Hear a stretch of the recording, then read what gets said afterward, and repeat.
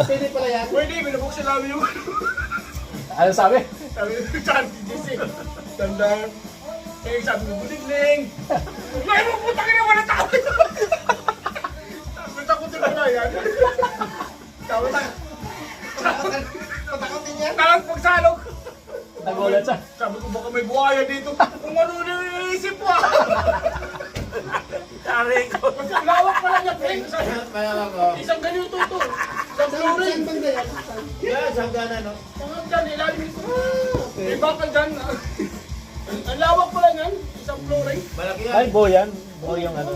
So, buo yung flooring na yan. Ano yan? Water and tank. Kung ano yung laki nito, Kaya nang, Pagkaligdan ka, oo. Okay lang. yun din ang laki yun. kaya nangyari yung motor na sira.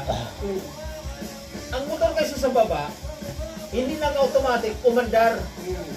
Pag wala ng tubig yung tangke. Kasi ang, tama yung sabi ni Percy, yung nung lang palit ang